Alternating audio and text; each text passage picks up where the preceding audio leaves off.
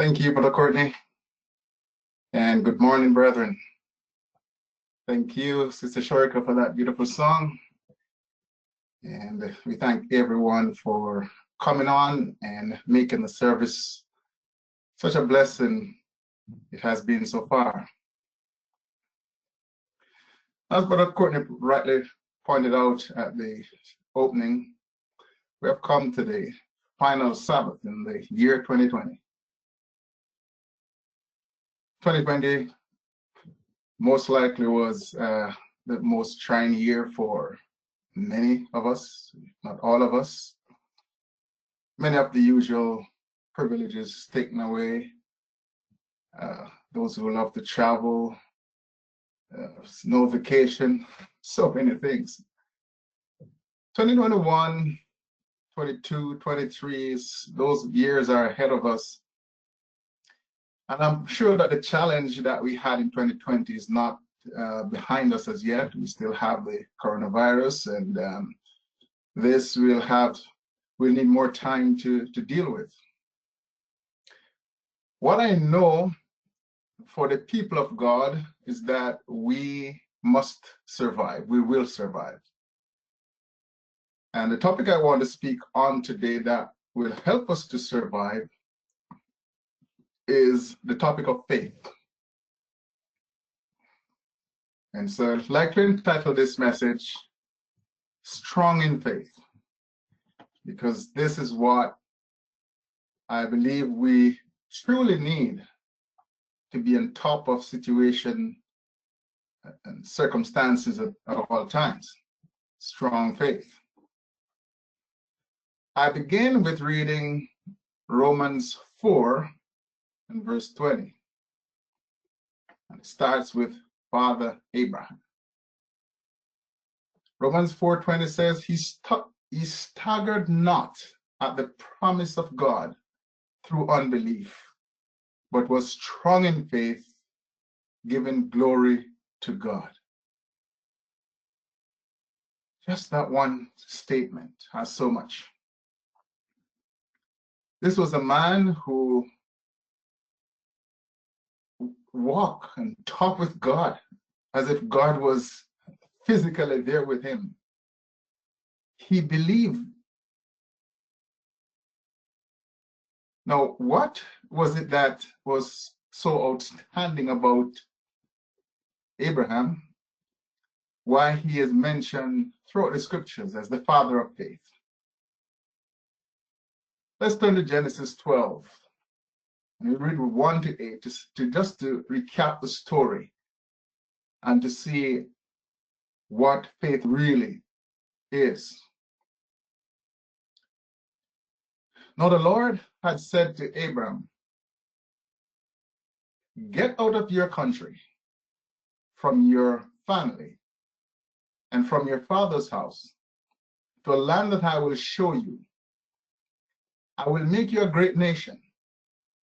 I will bless you and make your name great, and you shall be a blessing. I will bless those who bless you, and I will curse him who curses you.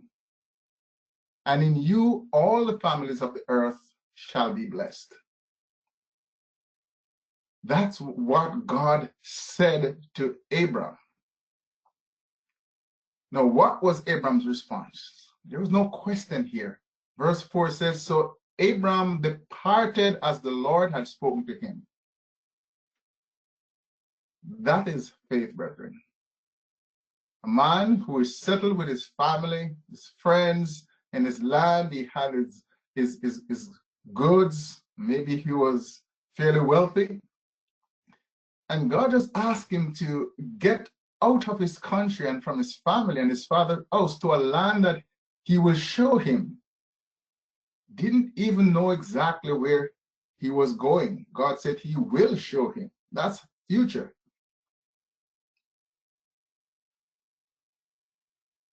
And that he will make him a great nation.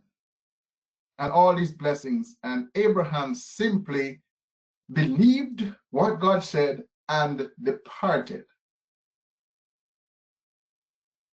That is awesome faith.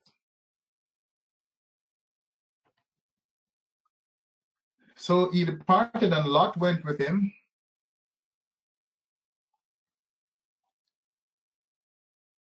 And so and Abraham was 75 years old when he departed from Haran. And Abram took Sarah his wife, and Lot his brother's son, and all their possessions that they had gathered, and the people whom they had acquired in Haran, and they departed to go into the land of Canaan. So they came to the land of Canaan. Abram passed through the land of the place of Shechem, as far as the terebinth tree of Moreh. And the Canaanites were then in the land. Then the Lord appeared to Abram and said, to your descendants I will give this land. And there he built an altar to the Lord, who had appeared to him. And he moved from there to the mountain east of Bethel, and pitched his tent with Bethel on the west of Ai on the east. There he built an altar to the Lord and called on the name of the Lord. Simply obedient to the commands of God, one step at a time, one plot at a time. God spoke, gave directions, and Abraham followed, believing. Not everyone have that level of faith. Not everyone can move out of their comfort zone to an unknown future at the voice of God. Sometimes doubt comes in and one is not sure, should I or should I not?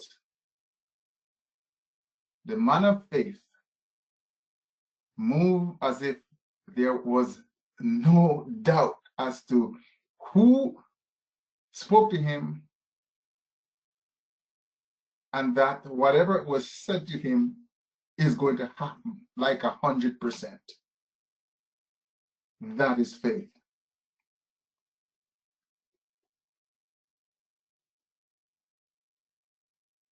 He is the father of faith. And we all should try to emulate Abraham in believing God whenever he speaks. So God gives a number of commandments and messages and prophecies throughout the scriptures that we are expected to believe. And those who believe, we have the benefits. But unbelief has always been a struggle with the people of God. And I'm going to point out a few scriptures where leaders of the past struggled with belief. And God had to give them additional assurances to get them over their doubt so that they can be like Abraham and move as if they are 100% certain of a promise, of a directive from God that it will happen. That is what God wants us to do. I'm going to look at Moses and an incident that he had with the people of God recorded in Numbers 11, and how his faith was challenged. Moses was a man of great faith, no doubt. But there are times when our faith is really challenged. And how do we overcome those moments? Let's see what happened. Numbers 11, 4 to 6, we begin. Now the mixed multitude who were among them yielded to intense craving. So the children of Israel wept again and said, who will give us meat to eat? We remember the fish which we ate freely in Egypt, the cucumbers the melons, the leeks, the onions, and the garlic. But now our whole being is dried up. There is nothing at all except this manna before our eyes. Here, Israel, who God so miraculously delivered from the bondage of slavery, they are pining over Egypt and the good food that they enjoyed there, and complaining about the manna that God gave them to sustain them until they get to the promised land. In verse 10, then Moses heard the people weeping throughout their families, everyone at the door of his tent. And the anger of the Lord was greatly aroused. Moses also was displeased. So this was a very trying situation. And both God and Moses, they were displeased. I read from verse 11. So Moses said to the Lord, why have you afflicted your servant?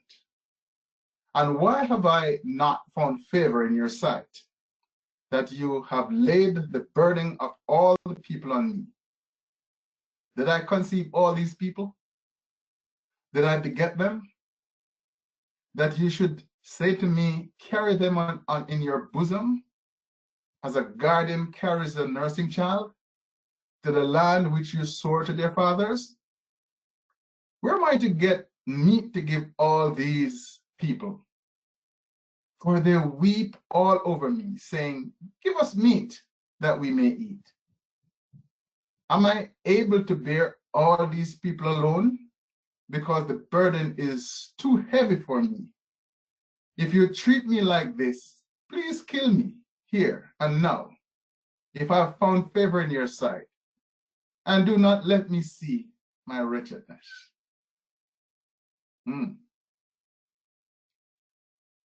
There are times when the best of us, brethren, get to that place of despondency. And we think the best way out is to leave the situation. And in Moses' case, Lord, just kill me. Just let me die, because this is just too burdensome. He felt like a father carrying a burden. The burden of the children of Israel was just too great for him. But he was speaking to God, and he knew that God would hear him. So we know that God listened, and one of the problems was that Moses alone was doing too much. And so God said, okay, let me appoint 70 of the elders of Israel to share the leadership load with you. And so God took the spirit that was upon Moses, and he gave it to the 70 that they would help him with the leadership of Israel. That was just part of the solution. Let's read from verse 17 to 20. Then I will come down and talk with you there. I will take up the spirit that is upon you and will put the same upon them. And they shall bear the burden of the people with you, that you may not bear it yourself alone. Then you shall say to the people, consecrate yourselves for tomorrow, and you shall eat meat, for you have wept in the hearing of the Lord, saying, who will give us meat to eat? For it was well with us in Egypt. Therefore, the Lord will give you meat.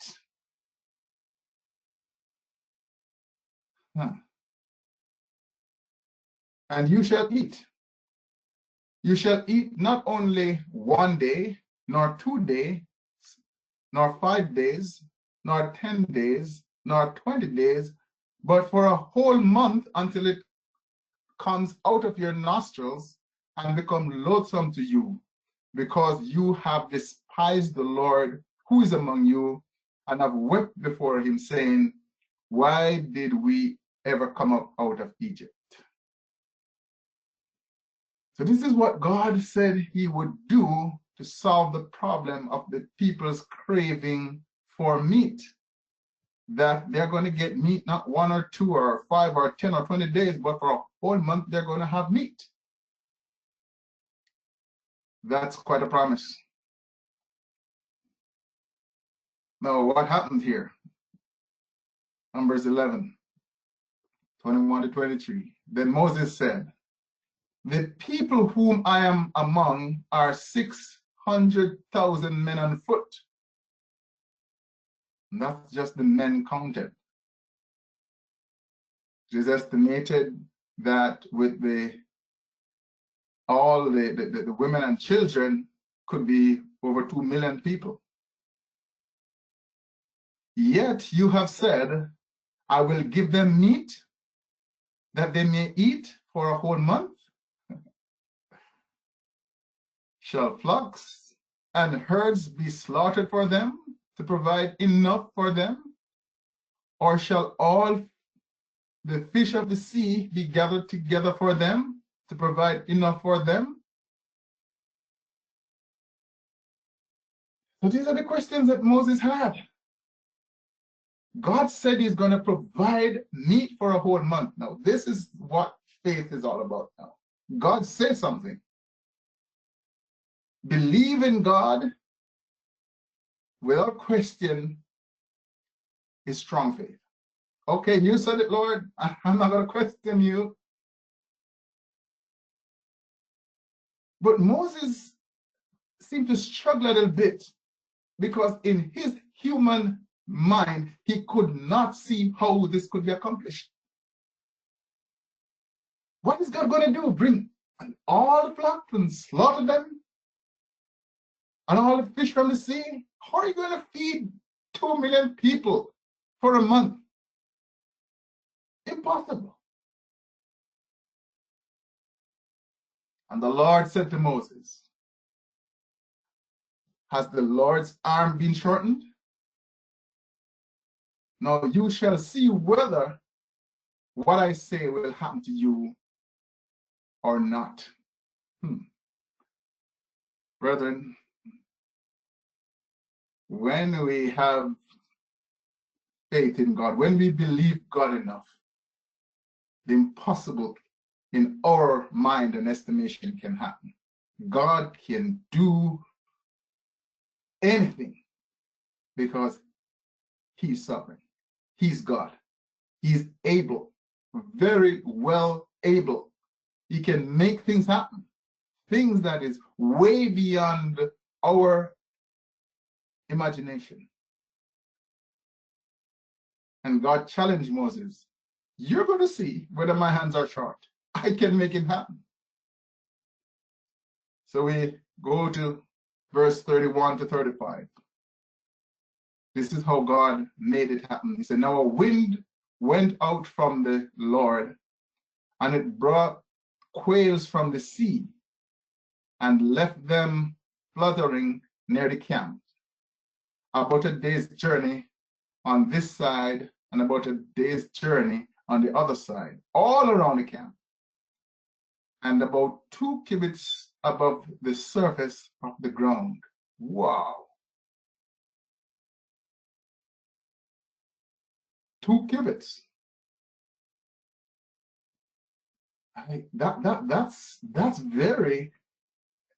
That's a heap of quails all around. And the people stayed up all that day, all that night, and all the next day, and gathered the quails. He who gathered the least gathered 10 homers, and they spread them out for themselves all around the camp. Wow. So here God provides miraculously enough meat for everyone, and those who gathered the least 10 homers. I should have done the conversion to modern day language, but we'll work on that. But while the meat was still between their teeth, before it was chewed, the wrath of the Lord was aroused against the people, and the Lord struck the people with a great plague. So he called the name of that place Kibroth Hattawath, because there they buried the people who had yielded to craving. From Kibroth Hattaavah, the people moved to Hazeroth and encamped at Zerath. The people certainly were rebellious here, ungrateful, not discerning the goodness of the Lord, not remembering his promise. The Bible did mention it was a mixed multitude. So there were some who were believing, strong in faith, but there were others who were definitely rebellious, and it was a burdensome time. But when God told Moses that he's going to give every one of them what they're asking for, Moses staggered. He could not believe. How are you going to do it? But God did it, and did it well. Just in this case, it was so sad that what the people asked, it was not according to the will of God. God would not have them to do that. So in his anger, he proved to them that he can provide, but he also destroyed many of them because of the craving and the sin. But the point is that Moses, when he questioned God, how are you going to do it? God proved his hand is not short. He can make it happen. We may come up in circumstances in our lives. Most of us have experienced those circumstances where you wonder, how will God answer prayer? How will he deal with a situation? And you realize that he make a way. He made things happen. I have many testimonies personally. Praise be to God. Because the hand of God has never been short. He's able. And because of that, my faith continued to increase, because I do serve a God who is beyond any powers that we can imagine.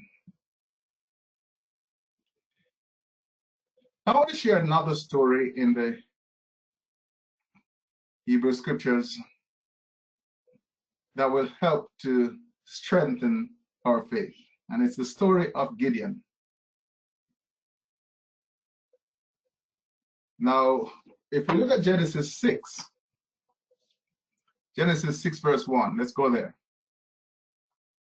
Then the children of Israel did evil in the sight of the Lord, so the Lord delivered them into the hand of Midian for 7 years. So Israel was greatly impoverished because the Midianites and the children of Israel cried out to the Lord. Verse 6.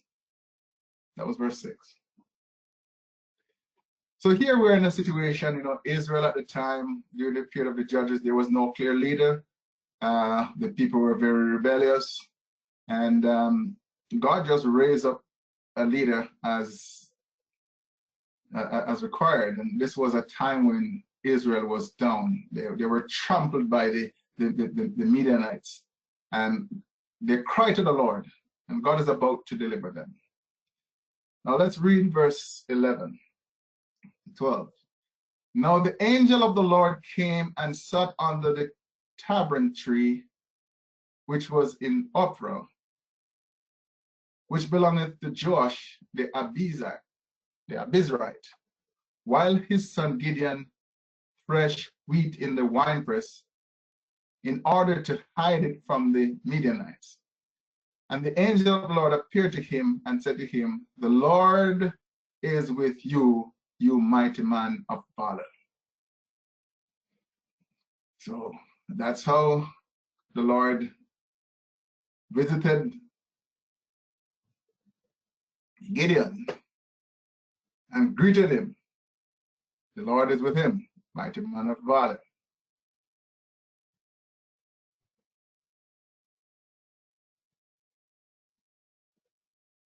The angels, of course, spent some time with Gideon,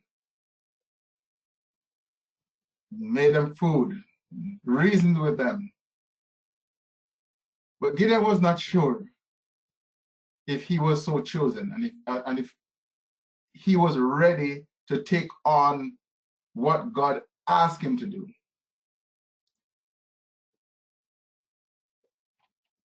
And after much entreating, Gideon decided that, okay, you know, or everything sounds good. All that you're saying to me sounds good, but I need a test. I need to be sure. This was a great war to fight. It was a multitude of people, and God promised that Gideon would take them on as one man. That was a great task. Gideon had to believe in God. He also had to believe in himself in order to take on this task for God and for Israel and for his family. So let's look at verse 36 to 40. What did Gideon need to do in order to get that final level of faith, erasing all doubt? Verse 36, so Gideon said to God, if you will save Israel by my hands as you have said, talking to God here now, look, I shall put a fleece of wool on the threshing floor. If there is dew on the fleece only, and it is dry on all the ground, then I shall know that you will save Israel by my hand, as you have said. And it was so. Verse 38. When he arose early the next morning, he squeezed the fleece together and wrung out dew out of the fleece, a bowlful of water. Then Gideon said to God, do not be angry with me, but let me speak just once more. Let me test, I pray, just once more with the fleece. Let it now be dry only, and the fleece, but all the ground let there be dew. And God did so that night. It was dry on the fleece only, but the dew on all the ground.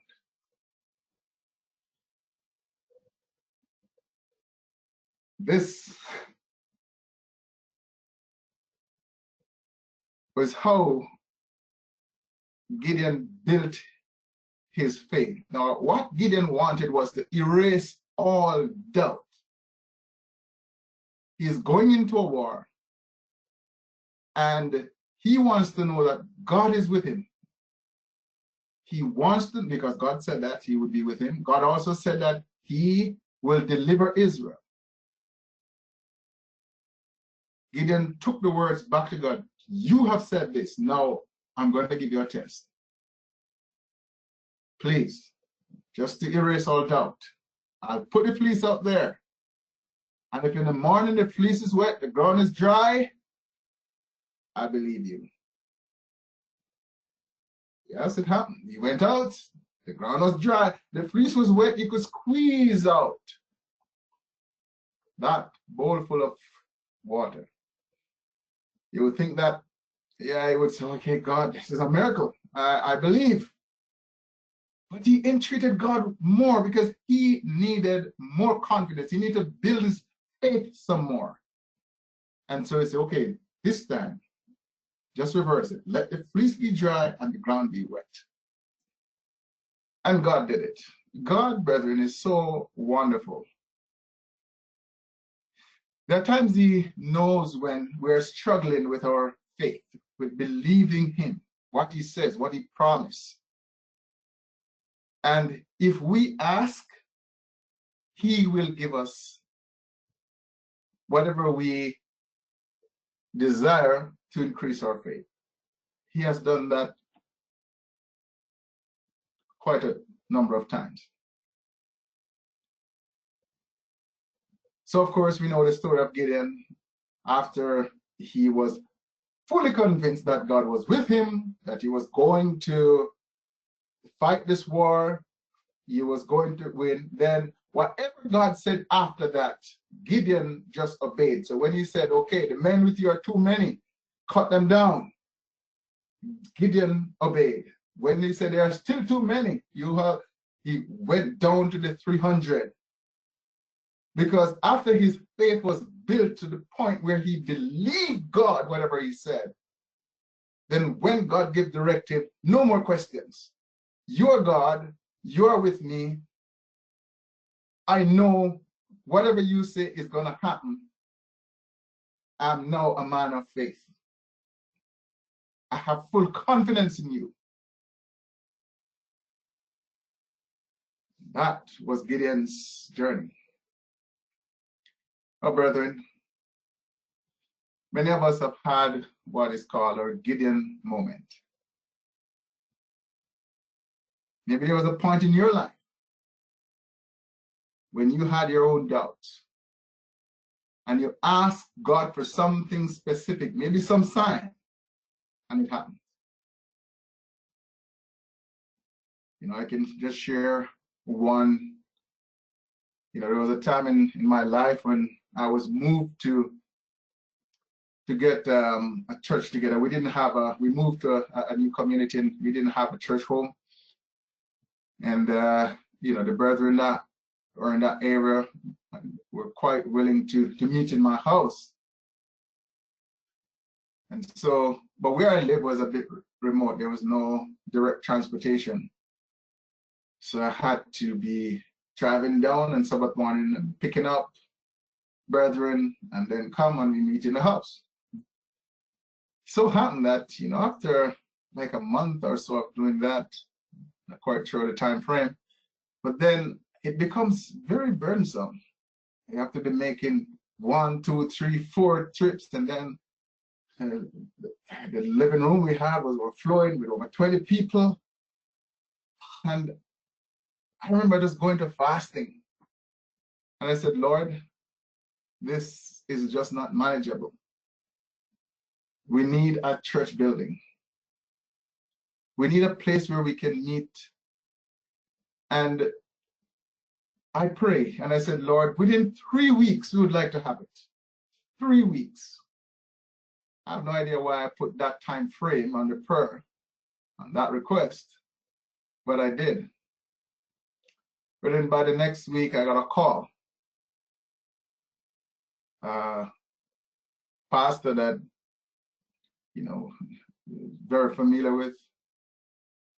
He came to one of our meetings and we were meeting in a different location, and he loved what we were doing. Now he decided to migrate, and he said, look, there's a church that he has. It was close enough to us. We didn't know about it. And he said that he didn't want to leave it in any other hands but our hands. And he has been trying to get to us and just couldn't. And the moment he got the breakthrough on call and I went to meet him, but then before the 3 weeks were up, we were able to move into that church building. Not only, you know, did I just have a building, there was an office, there was everything ready and going for the ministry. But that thing strengthened my faith so much. I never like to put God to the test, but I did put that 3 weeks. And before the 3 weeks, God showed me that his hands were not short. He did it. Because of that There's almost nothing that I find impossible for God to do. What is important is that I want to know his will, because I do not want to be like Israel, who asks for things because of my personal cravings, and then he will give me to my destruction.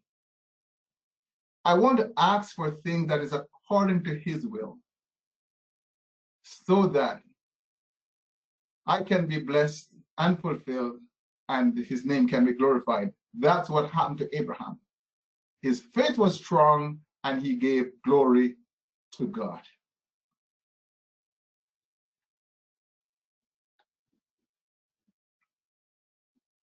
Brothers and sisters,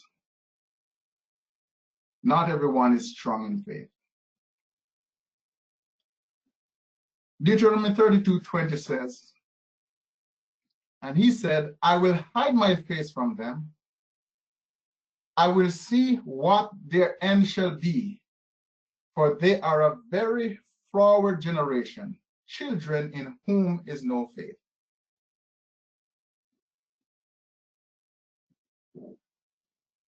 When God said that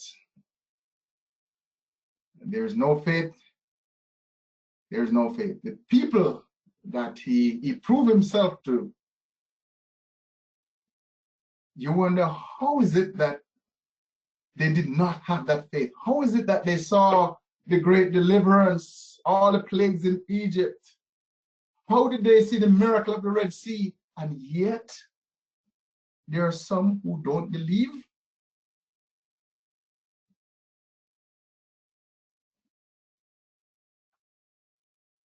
Weak, no faith, but there are some. Well, that's just the human condition. Today, we would wonder why some people still don't believe in God. But there are some who has no faith. There are some who have a little faith. Let's go to the New Testament now. Matthew 6, verse 30 says, wherefore, if God so clothe the grass of the field, which today is and tomorrow is cast into the oven, shall he not much more clothe you, O ye of little faith? So Jesus, in addressing his followers, realized that there were some who were overly concerned about the necessities of life. And he says, if you are like that, your faith is small. God is taking care of the grass in the field, which is of no worth. He will take care of you. Just believe.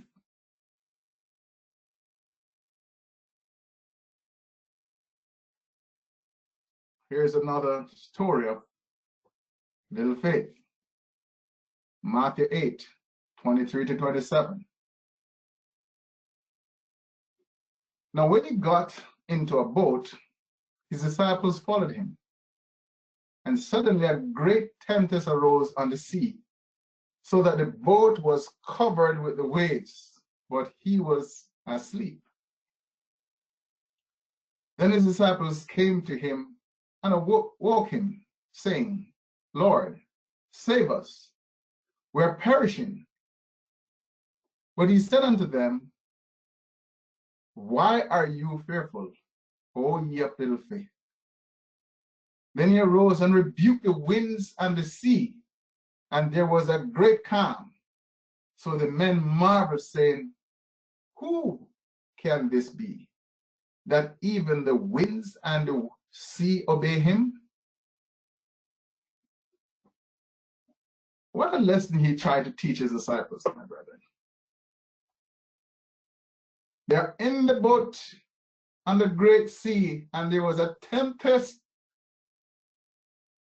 so that the boat was covered with waves. I wouldn't want to be in that situation. But the master was there, asleep.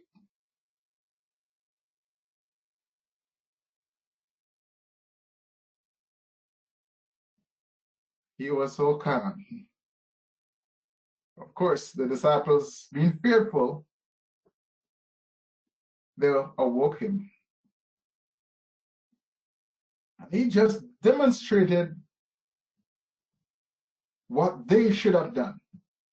Because if they believe in God, if they have faith, things can happen. And he told them that over and over. If you have faith as much as a grain of mustard seed, you can say to this mountain, be moved, and it shall obey you.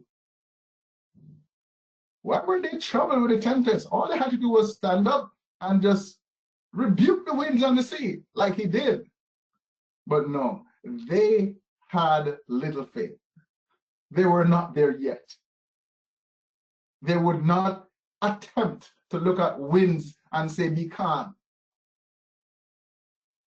They didn't have that faith. Their faith was small. If you and I were in that boat, would you think of rebuking the wind and the waves? I think I would be just like the disciples. I would be fearful for my life. But Jesus is teaching us that even in these circumstances, we should not be fearful. When we have faith, even the elements can come in subjection. And so he demonstrated that, and the sea was calm. Marvelous. Awesome. Great is our God. This just helped me to believe some more. This just helped me to have more faith right now, brethren. What expectation God have of his children? We should be fearful of nothing, but we should have faith. Well, we don't always get it, and we're trying. And like Peter, we will find ourselves trying. Let us look now at Peter, who was another one who had little faith. Matthew 14, we read from verse 25. Now in the fourth watch of the night, Jesus went to them, walking on the sea. And when his disciples saw him walking on the sea, they were troubled, saying, it is a ghost. And they cried out for fear. But immediately Jesus spoke to them, saying, be of good cheer, it is I, and be not afraid. And Peter answered him and said, Lord, if it is you, command me to come to you on the water. So he said, come. And when Peter had come down from the boat, he walked on the water to go to Jesus. But when he saw the wind was boisterous, he was afraid. And beginning to sink, he cried out, saying, Lord, save me. And immediately Jesus stretched out his hand and caught him and said to him, O thou of little faith, why did you doubt? And when they got into the boat, the wind ceased. Then those who were in the boat came and worshiped him, saying, truly, you are the Son of God.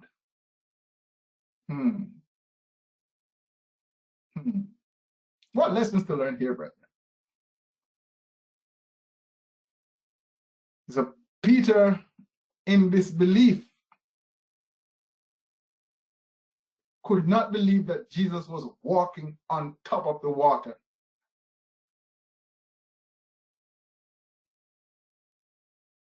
His test was, if it be you, Lord, let me also walk. and he began to walk. Yes, he was walking on the water. But brethren, the human tendency to doubt and to fear came upon him, and he started to sink. So Jesus, the master of all, saved him. And he just let him know, your faith is small, Peter. Why did you doubt? And this is the lesson we're getting as we go through these stories, that for us, our faith to be strong, we cannot doubt. So when God says something and it's very clear, it's understood, believe it with all that you have.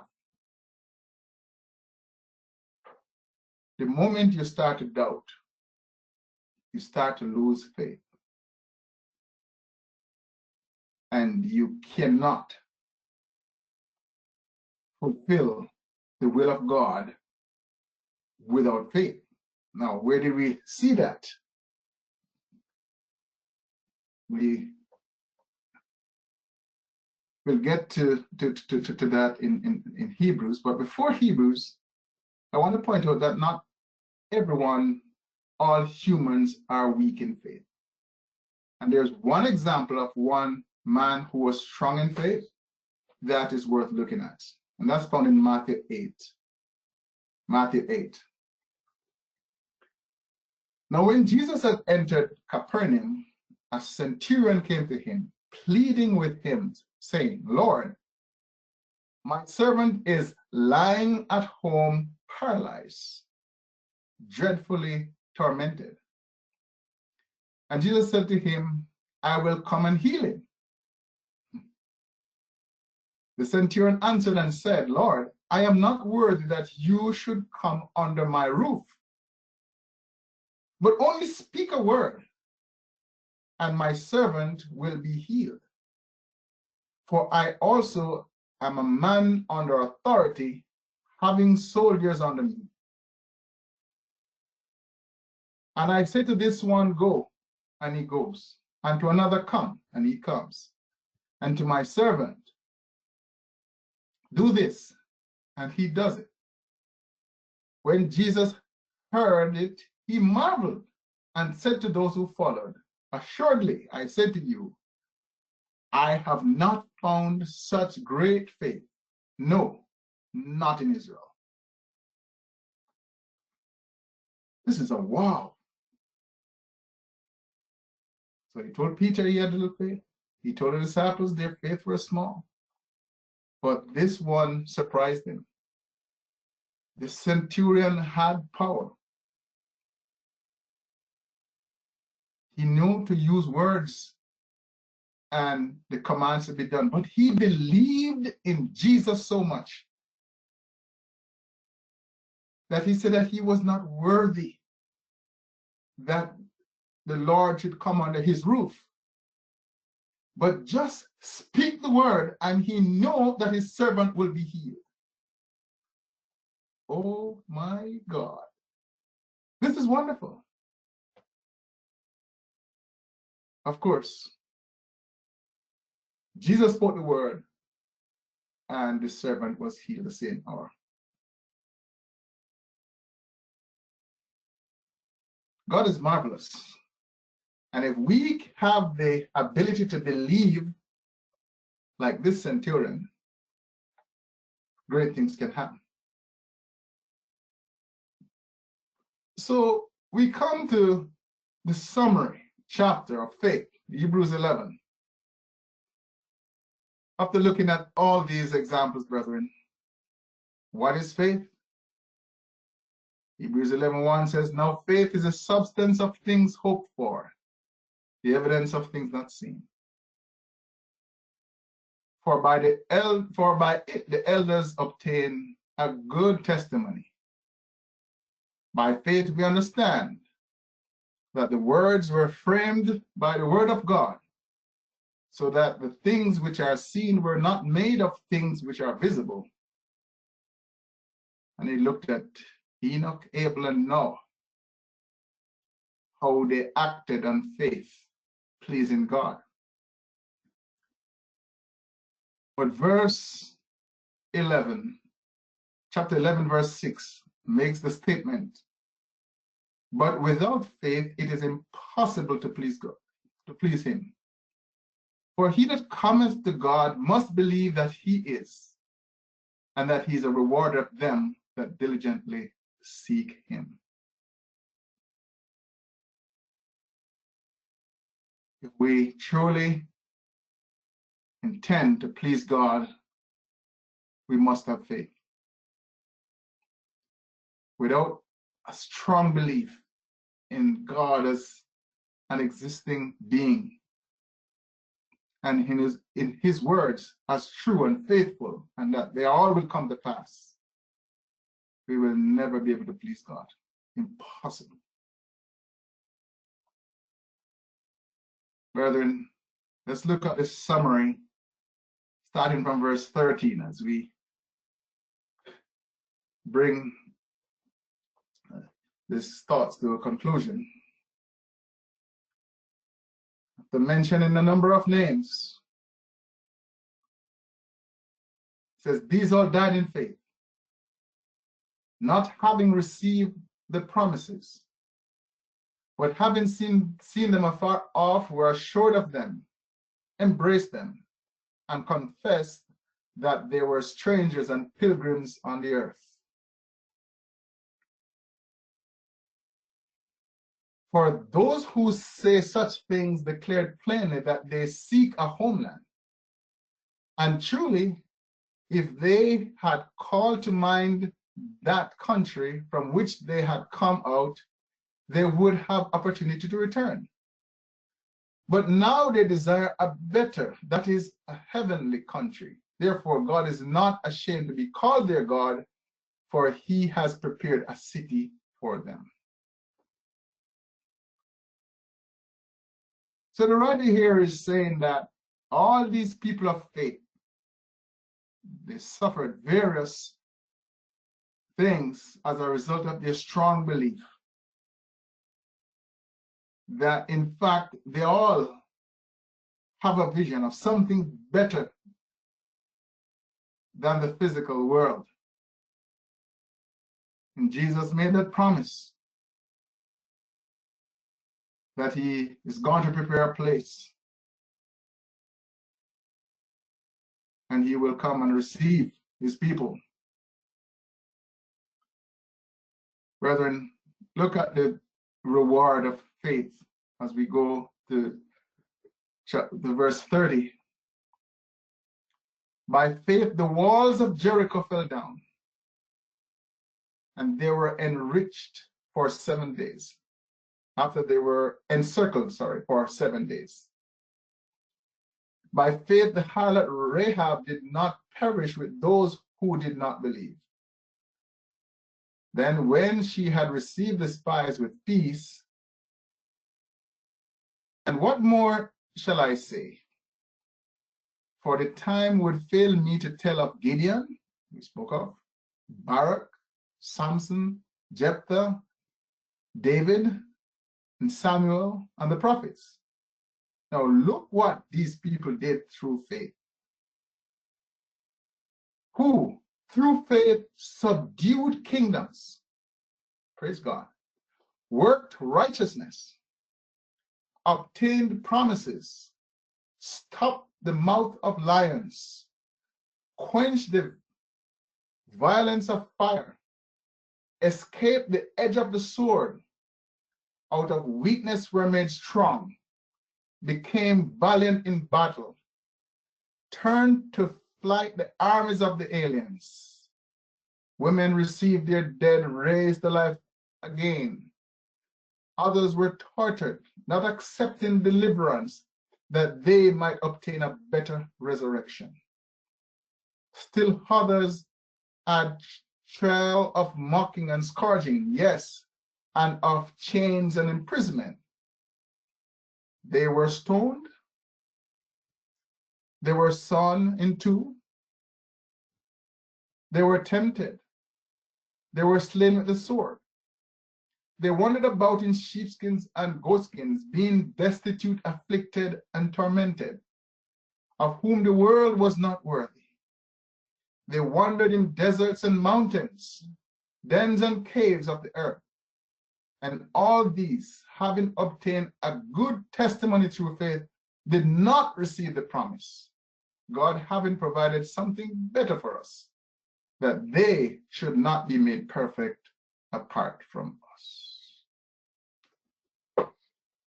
But wonderful conclusion to a chapter of faith.